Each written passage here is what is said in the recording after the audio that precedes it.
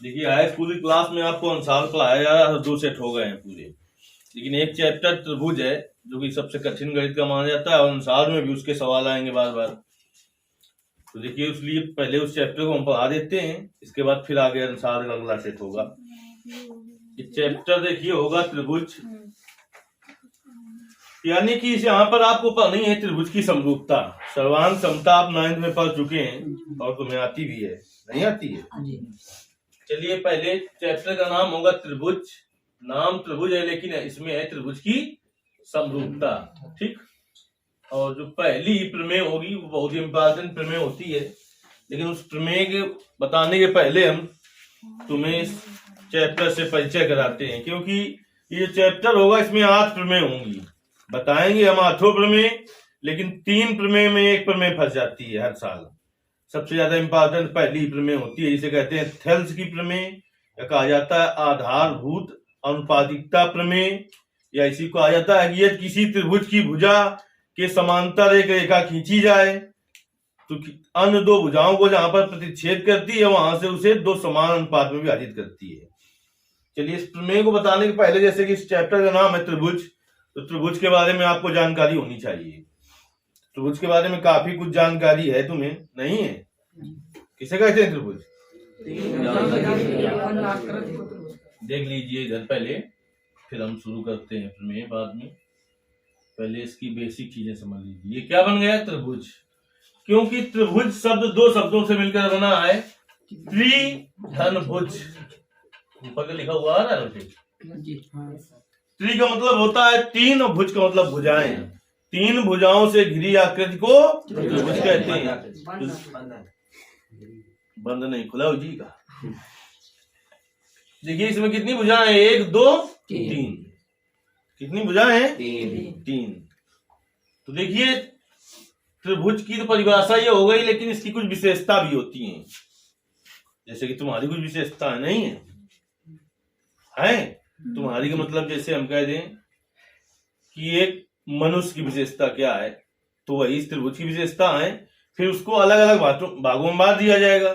जैसे कि कह दें कि तुम्हारे क्या है, कई आंखें हैं, नाक कई हैं, एक तो द्विनाक है।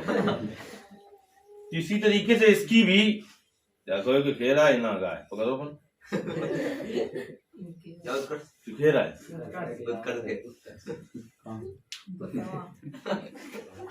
चलिए देखिए इसके बाद हम बताते हैं तुम्हें त्रिभुज की विशेषताएं।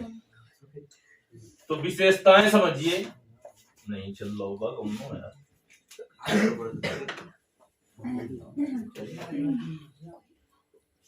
परिभाषा तो हो गई, अब बताते हैं विशेषताएं। तो नंबर 1 विशेषता यही हो गई कि त्रिभुज में 3 भुजाएं होती हैं। कितनी भुजाएं होती हैं? 3 भुजाएं होती हैं। जैसे कि तुम्हारी विशेषता में तुम्हारे कितने शीर्ष हैं? 1 शीर्ष। शीर्ष माना खोपड़ी।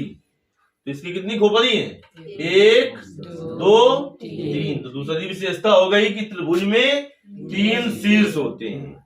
कितने शीर्ष होते हैं? पहली विशेषता क्या थी कि त्रिभुज में 3 भुजाएं होती हैं। दूसरी विशेषता त्रिभुज में 3 शीर्ष होते हैं। तीसरी विशेषता त्रिभुज में 3 अंतःकोण होते हैं। अंदर के कोण को क्या कहता है? तो त्रिभुज में 3 अंतःकोण होते हैं। तीसरी विशेषता हो गई। चौथी विशेषता क्या है? त्रिभुज के तीनों अंतःकोणों का योगफल 180 अंश होता है। 180। अच्छा, तो 4 विशेषताएं बताई। क्या क्या बताई? पहली त्रिभुज में 3 भुजाएं होती हैं। दूसरी त्रिभुज में, फिर त्रिभुज में 3, फिर त्रिभुज के तीनों अंतःकोणों का योगफल।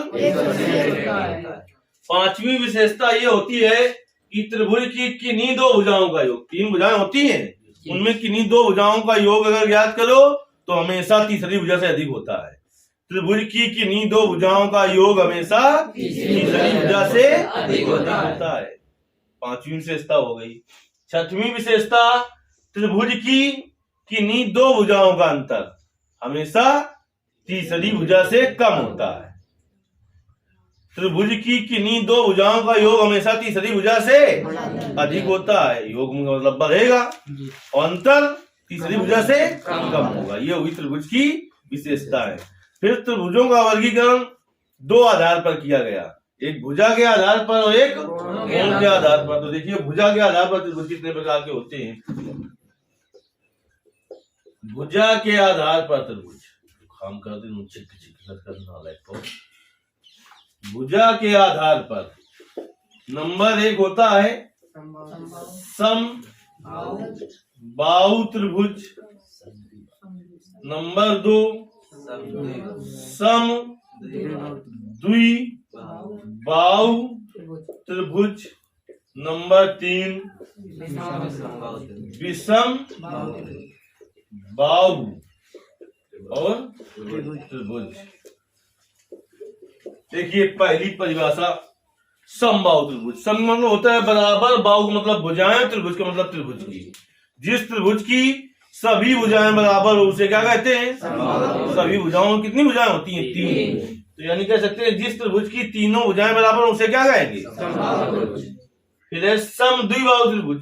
सम का मतलब बराबर, द्वि का मतलब दो, बाहु का मतलब भुजाएं। जिस त्रिभुज की दो भुजाएं बराबर हैं उसे सम द्विबाहु या समद्विबाहु इसी को कहते हैं। त्रिभुज कहते हैं विषम बाहु त्रिभुज। विषम मतलब होता है अलग अलग, अलग अलग का मतलब असमान, असमान मतलब जो समान न हो। यानी जिस त्रिभुज की तीनों भुजाएं असमान हो या समान न हो या अलग अलग हो उसे क्या कहते हैं? इनका चित्र भी बनाना हो तो आप आसानी से बना सकते हो।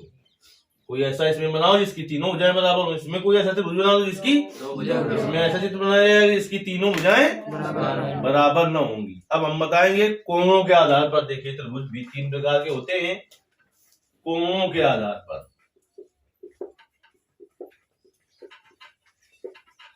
नंबर एक न्यून कोण त्रिभुज। कैसा त्रिभुज? न्यून कोण त्रिभुज। नंबर दो समकोण त्रिभुज और नंबर तीन अधिक कोण त्रिभुज।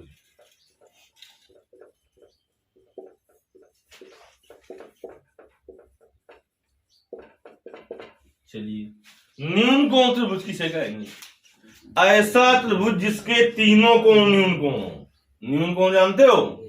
जिस कोण का मान 0 अंश से बड़ा हो और 90 अंश से छोटा हो उसे क्या कहेंगे? उसे क्या कहेंगे? न्यून कोण। तो कोई ऐसा हम त्रिभुज बना दे जिसके तीनों कोण क्या हो? न्यून कोण, यानी 0 से बड़े हो और 90 से छोटे हो तो क्या कहलाएंगे? न्यून। ऐसे त्रिभुज कहलाएंगे न्यून कोण त्रिभुज। जैसे कि इस त्रिभुज के सभी कोण कैसे? न्यून कोण त्रिभुज। समकोण त्रिभुज किसे कहेंगे? ऐसा त्रिभुज जिसका एक कोण समकोण हो समकोण त्रिभुज कहेंगे। किसी त्रिभुज के दो कोण समकोण क्यों नहीं हो सकते? चतुर्भुज बनी। देखिए जिस त्रिभुज का एक कोण समकोण हो उसे समकोण त्रिभुज कहते हैं। दो कोण के नहीं समकोण हो सकते क्योंकि दो कोणों का योग ही हो जाएगा 180 और तीसरा कोण नहीं होगा। जब तीन कोण नहीं होंगे तो वो आखिर त्रिभुज नहीं होगी, नहीं हो सकती। तो इसलिए जिस त्रिभुज का एक कोण क्या हो? समकोण हो उसे क्या कहेंगे? समकोण त्रिभुज। इसके बाद क्या होगा? अधिक कोण त्रिभुज। जिस त्रिभुज का एक कोण अधिक कोण हो। अधिक कोण का मतलब 90 अंश से बड़ा। जिस त्रिभुज का एक कोण अधिक कोण हो उसे क्या कहेंगे?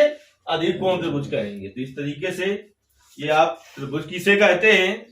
त्रिभुज की विशेषताएं और भुजाओं के आधार पर त्रिभुज और कोणों के आधार पर त्रिभुज हो गए।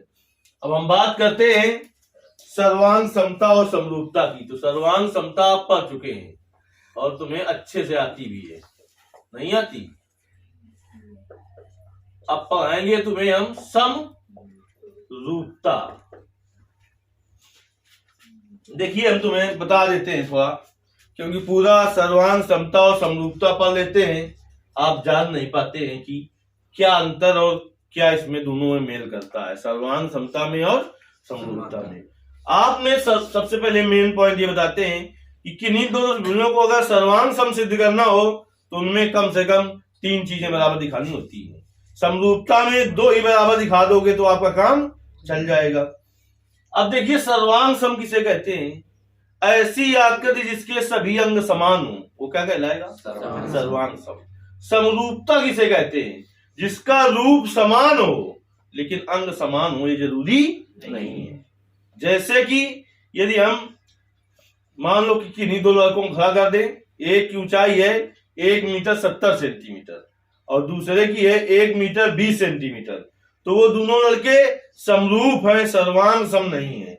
सर्वांग सम से कहते हैं यदि हम एक आकृति के ऊपर दूसरी आकृति रख दें तो वो दिखाई ना पड़े। जैसे आपके हाथ की ये हथेली है दोनों, तो पीछे वाली तुम्हें दिखाई पड़ेगी? नहीं दिखाई पड़ेगी ना। तो किसे कहेंगे हम सर्वांग सम? यदि एक आकृति के ऊपर दूसरी आकृति रख दें तो पीछे वाली यानी पूरा पूरा ढक ले तो वो होगी सर्वांग सम। समरूप किसे कहेंगे? जिसका रूप कैसा हो? समान हो। रूप समान हो लेकिन उसके अंग समान हो ये आवश्यक नहीं है। इतनी बात समझ में आ गई? आई कि नहीं आई? रोक दो, यहाँ से दूसरा वीडियो बनाते हैं उसके लिए।